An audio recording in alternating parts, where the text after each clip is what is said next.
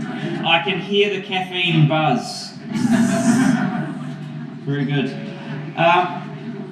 If we're ever going to have a speaker to follow on from Brad, that can step up to the plate, it's going to be this chap here.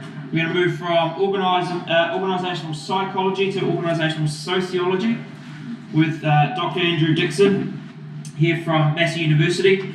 So he's a graduate in biochemistry and business, and his research expertise is in critical health studies, focusing mainly on the wider weight loss industry. Andrew's promised me that he will try not to swear and try not to get the society sued by who he has a go at in this presentation, but I don't believe him. So I will turn you over to Dr. Andrew Dickson.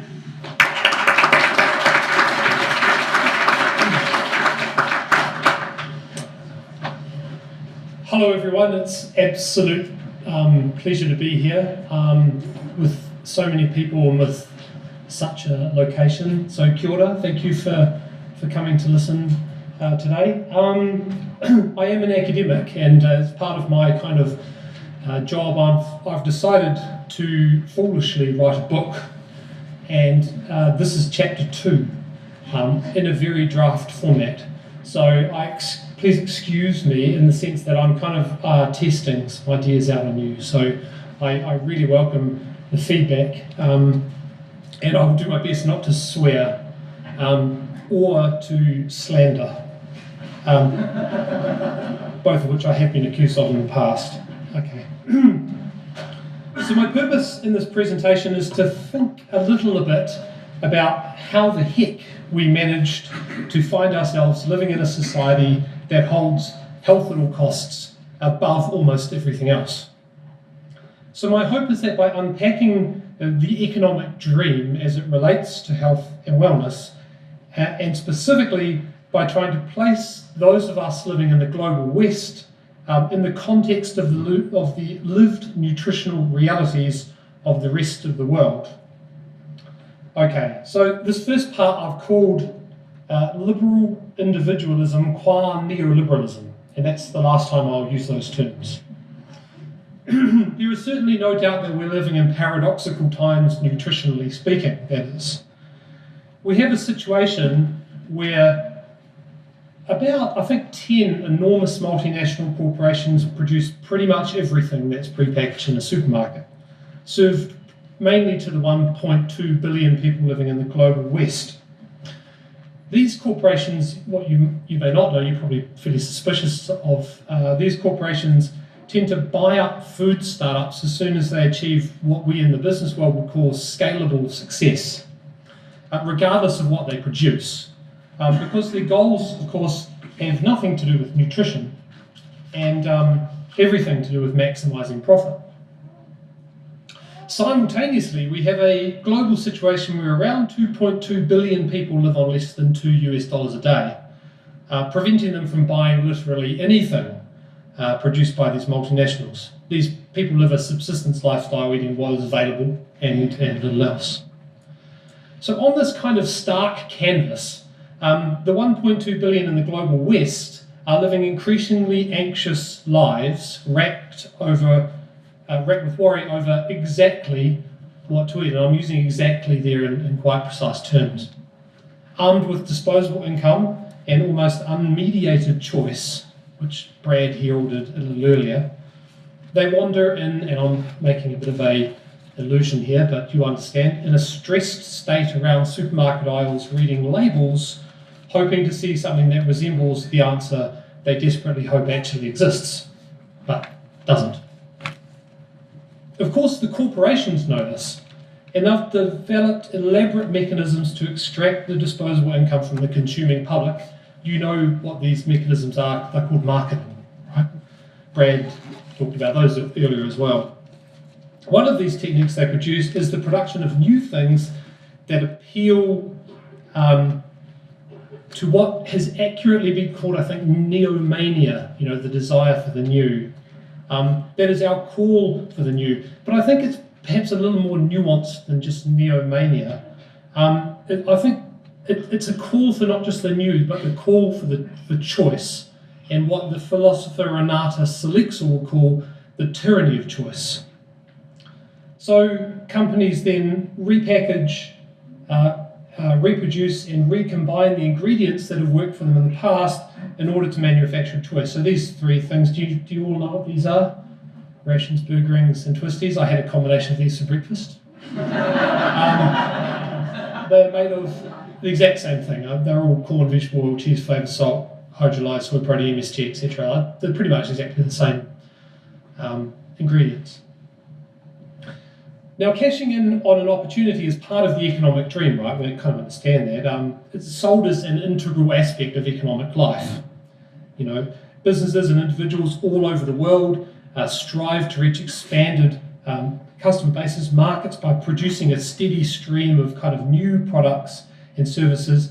And in fact, that mantra of value scalability is the thing that's sold to food startups and all startups by venture capitalists and angel investors as they seek investment opportunity. This is how that world kind of works, right? If you think about the flow of capital, money, as scalability increases, then that sucks money away from one sector of society, consumer public, towards the 1%. Or, you know, those of us in that sort of social left would call 1%. And one could argue that the market represented by health and wellness is on the front line of this economic war. Apparently free of the demands of survival, worrying about one's health seems to have become a particular type of fetish for the health consumer, perhaps even a case of what psychoanalysts would call fetishistic disavowal. That's an awesome word, isn't it? Fetishistic disavowal. That is simultaneously fretting about the massive problems of ecological destruction, global poverty, and rampant capitalism, but immediately denying these in favour of fetishistically scouring nutrition labels for the perfect food, regardless of its origin. Fetishistic disavowal. I'm not going to talk about that anymore. Okay. So the industry that shelters Healthspiration, which I've called Healthspiration, let's call it the health and wellness industry, will be worth at least $1 trillion by 2017, spurred by more than 7% growth across the majority of the West and significant parts of the developing world. In fact, the growth in some parts of the developing world is higher. Many of you in this room are in the right business. I'm probably in the right business, academically speaking. It presents an immense opportunity for the global wealthy, as it is commonly cited by hedge fund managers. That's these guys. They all look the same, by the way. Those 10 people are worth more than New Zealand, many, many times over. It's one of the best places for your money to be, all right? Because you can basically achieve really good growth in the sector. So what fuels the growth? That's my question as a organisational sociologist. What fuels the growth? You know, what provides the opportunity? My argument is it's Healthspiration fueled by intense health anxiety. So consumers become prescribed into social requirement into constantly working on themselves. Remember that, constantly working on themselves. Are you constantly working on yourself? I'm constantly working on myself. So this might be researching to discover the latest miracle nutrient, intense involvement in an exercise craze, or a detailed examination of the perfect diet for our children, of which us as parents of young children spend quite a bit of time doing it, and it looks like we're going to be spending more time. I'll talk about that in a moment. So the term Healthspiration, not my term, it clearly derives from other spirations that you've probably all heard of. So Thinspiration, Fitspiration, otherwise known as Thinspo or Fitspo, and there's others as well that circulate around. This is based on the fundamental premise, that health is something to work towards. It's a good in the world. You know, that health is something good. It's quite hard to deny that, right? Health is good. You'd be quite surprised there's a lot of people in the academic community who do argue against that exact question. So, a vast variety of so-called inspirations have emerged around health and grown particularly in the last 40 years since the neoliberal reforms in New Zealand and all around the West. But we can trace Healthspiration much further than this. So here's a couple of examples of Healthspiration. Is there any doctors in the room? Do any of you still smoke Camels? Stop, Andrew. Okay. And the second thing is an electric flesh brush. And the reason I put that there is because when I showed my wife, she literally shuddered. I don't actually know what it does. Has anyone tried an electric flesh brush? Okay, it does improve your health though, whatever it does.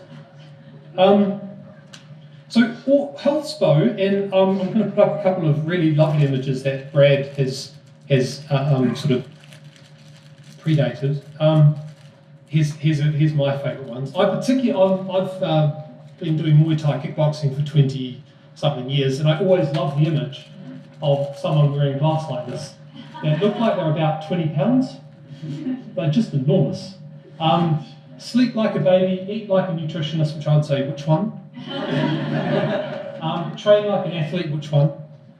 Win like a champion, yeah. So, and then the classic is this: I'm working on a new me, not because the old me is bad, because the old me can improve. We can always get better. Your health is something to be worked on. You're never healthy, right? You're just working towards it. Okay, so Healthspiration, of course, has actually been subject of academic debate in the social sciences since 1980. The term was first brought up in the literature. It's been quite intense debate recently. The term we use is healthism, right? Not Healthspiration, but healthism, which I'm going to summarise here using the social anthropologist Julianne Cheek. She wrote it like this in 2008, I think. Healthism takes various guises and forms, but are underpinned by new understandings of old problems, such as how to avoid death, how to view and respond to risk, and how to remain in an ever-vigilant state. A new and transformed version of a what-if approach to health rather than a what is, right? What if rather than what is. So it's no longer enough to be considered without or actively working to prevent physical disease to be considered healthy. It's now a fountain of youth, the promise of potential perfection. What's wrong with being healthless, I would ask? What's wrong with being healthless? Why is it such a problem to be ever vigilant on the search for potential perfection? And it really isn't so much the impact of individuals and their anxieties that worries me with healthism, though that does worry me, but it doesn't worry me the most.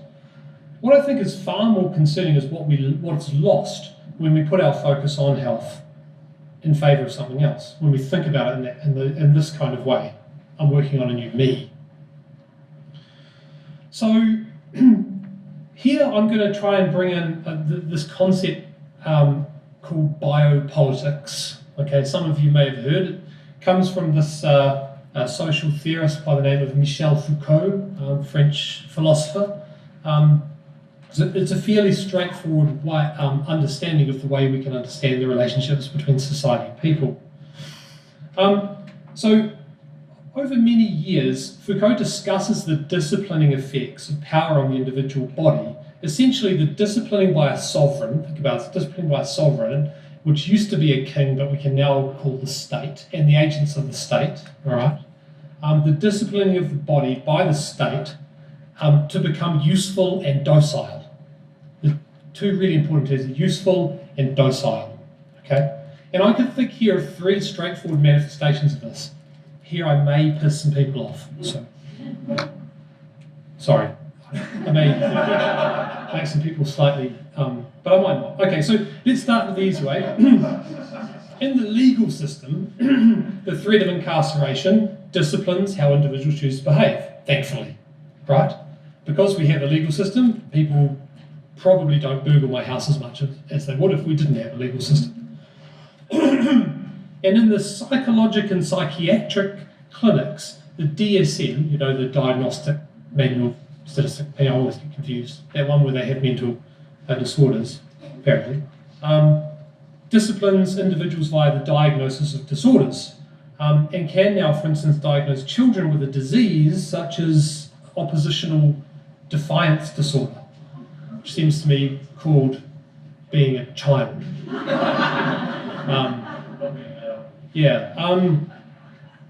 But if you talk to someone whose child is diagnosed with ODD, they've got a complaint, and that's the question. That the state disciplines bodies, makes them docile and useful. This is a useful mechanism, all right?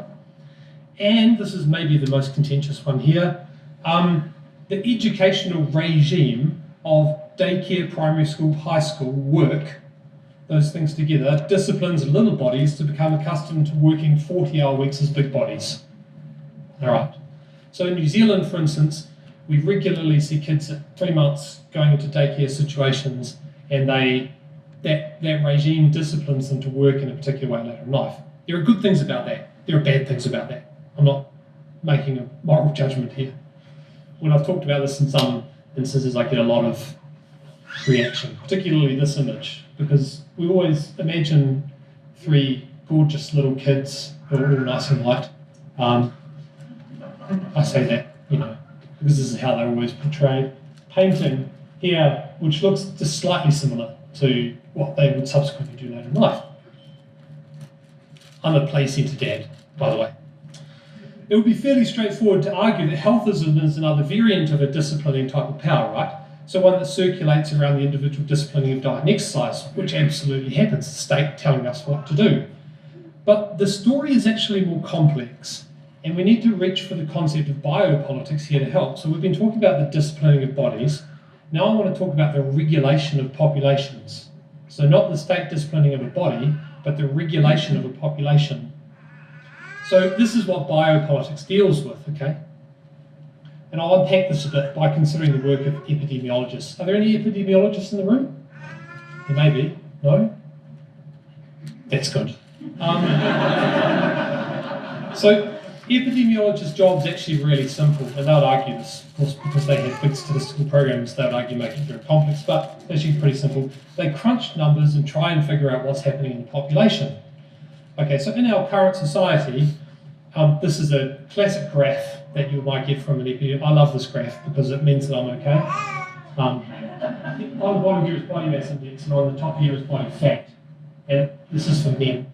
And there's a bunch of men here who have a body mass index above 25, even a bunch above 30, whose body fat is below 25%. And I like to think I'm in that category, though I refuse to get in a bod pod. Have any of you ever been in a bod pod? Yeah, they're terrified by those little capsules. What they're going to do to you. Anyway. So epidemiologists are the ones who claim to shed light, and I say this with a strong cautionary tone, on the science side of the biopolitical problem. So the biopolitical problem has 2 sides. It's got a science side and a politics side. Biopolitics, science side. So they claim to shed light, but then the political gets involved and it becomes about influence and power. So in fact, despite the privileging of science in so much of our lives, the reality is that politics comes to the fore here in the way that it deploys science. And we first could see this in the years following the publication on the origin of species. How many of you have read that book cover to cover on the origin of species? You've got to. Darwin's original, it's amazing. Just amazing. Okay, so successive states leaned on a vulgar interpretation of Darwin's thesis and used it to transcribe a political discourse into biological terms, and we face the extremities of this in the late 1930s and the early 1940s called Nazism. So biopolitics is a mucky thing, really. There's some stats, some biology, and a bit of culture encased in a big bottle of power. And what hemorrhages from this bottle is public policy. Yeah, this is levelled at the masses. In terms of power, it is regulatory of a population, not disciplining of an individual. But then there's this tricky thing called the norm, where we start to see that when we regulate a population, we get a norm, a thing in the middle, a normal bit, and that becomes the mechanism via which to discipline the population. So those of you who know me will know the example I'm going to use here. That example is the body mass index, which is a hot topic in New Zealand right now, given our state's recent policy announcement tackling childhood obesity via the measurement of the mass of our 4-year-olds. I've got a 3.5 and a 5.5, so I probably do not need to reiterate the widely understood scientific issues with this. In fact, I've heard Anastasia debunk these systematically in more than one forum. Yet, the reasonable case for abandoning this measure entirely, it is still the main mechanism that obesity science and public health use. Last This year to date, there's been 50,000 journal articles using BMI in some way. 50,000. The reason is that body mass is at the intersection of the regulatory regime and the disciplinary regime. You can say, here's a population measure, here's how we can discipline an individual. The state values BMI as a regulatory device, and it rewards agents if they discipline the wayward public with it. Okay? And this happens in lots of different ways.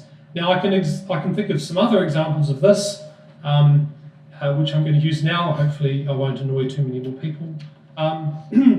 So the result from all of this disciplining is this dictionary definition term, biomasochism. The act of punishing oneself with one's biomass, usually involving scales.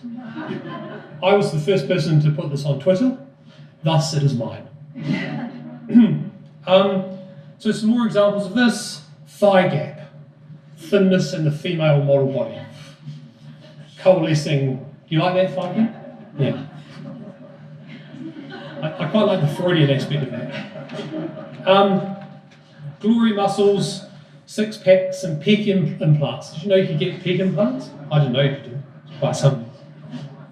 And of course, the cardio craze, EPO, and the Badwood Ultra. Has anyone done the Badwood Ultra? No one? I thought there might have been one person. Oh, okay. Okay. So let's sort of wrap this up a bit. So what does this all mean for ancestral health? The theme of our symposium is looking back, moving forward, which of course means that the now is perpetually a time for both reflection and for action. And what I've done so far is reflect on the biopolitics of Healthspiration, the idea that we'll never be healthy enough, and that there's a lot of corporations that profit from that. And what I want to do is, in summary, I want to think about, for me and for many others, the concept of ancestral health is something far in excess of a strategy for eating and any sort of type of movement. Thinking ancestrally involves thinking beyond any individual's health, towards the health as a network. So things that provide the conditions of health, like surroundings, the rivers, the coast, the forests, the land and the people and the animals that live it, and also the society and the culture that sustains the social bonds between living organisms on Earth, you know. So some sort of final notes to think about what this might mean, a bit of a kind of a call to action about how you might understand biopolitics in your life. One, it doesn't make sense to think about an individual being responsible for their health outcomes. It doesn't make sense to think about an individual being responsible for their health outcomes, because their health is actually our health, all right? We're all responsible collectively for each other's health, which means that we need to think about things in a network way rather than an individual way. So for instance, when a close member of my family went to see a GP recently and was given a fat shaming lecture about her body mass, they shamed her individually, but they didn't think about her collective culture, where she came from, what is her history, what does the body mean, all right? It's hard to think about those terms when we see something encased, like we see blood and bone encased in skin. It's pretty hard to see outside of that. That's the question I have. Following from this, the body is not a site of pending disease, all right? We don't need to be constantly on the lookout and constantly measuring and manipulating lifestyles to fit into a biopolitical norm, you know, whatever that happens to be. So I'll rephrase here Michael Franti's song, "No body is right and no body is wrong, they're just different." Does anyone know that song? Nobody's right, it's about war actually, but anyway. And finally, in relation to health at all costs, I pose the question, what are we willing to extract from the environment and from our society to sustain our individual fantasy of health?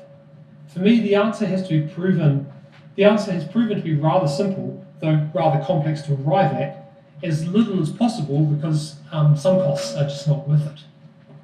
Okay, thank you, that's it for me.